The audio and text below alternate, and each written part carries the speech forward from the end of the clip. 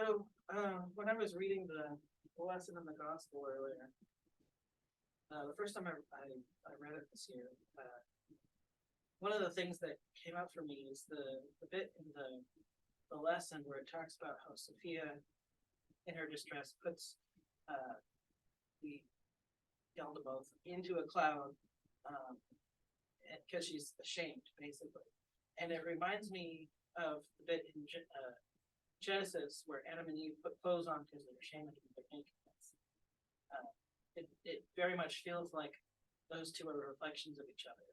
And while, you might say the error was in the creation, in my eyes, the error was in how she reacted in her emotions, having seen him, and how much that must have hurt from his perspective to have, the first thing, like, he becomes a being, and then having your mother, like, look at you in horror and fear and then stick you somewhere where no one can see you.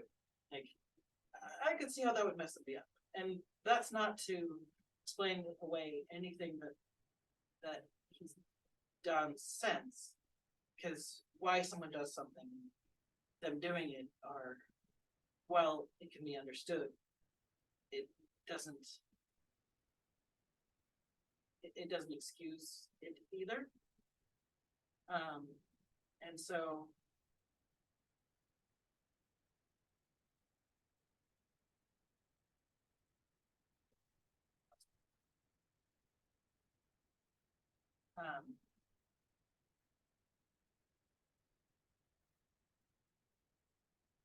I think it goes back to how before the service I was saying how most advice comes down to this conflict. I think a lot of the themes in all of this can also come down to this conflict. Because, like, Sophia isn't perfect in these stories. Yaldabaoth definitely isn't perfect, but, like, there are angles of, if you look at it where all the sides make sense, even if not all the actions were right at any given moment. And I also think it's interesting that it's paired with the gospel, which is Sophia praising the Savior for all the stuff that he did to help her out of her darkness. Because it very much feels like to me the beginning and the end, or a ending, because no end is the end of everything, at least until everything is literally destroyed. That's a whole other topic. So it very much feels like, the beginning where she's an error, she creates this thing that she wasn't expecting to create and then reacts emotionally to it. And then the end where she comes out of the darkness, I would say a different and perhaps better being for having had the experience that you've experienced. Sucked with capital letters and exclamation points. And weird how suffering sometimes works that way.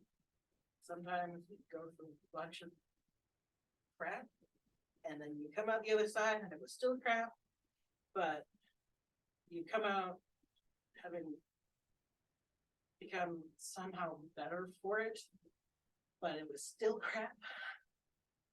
And nothing will excuse the fact that it was crap, but it's one of those, at least I got something out of it sort of crap. Yeah, like I said, it's complicated.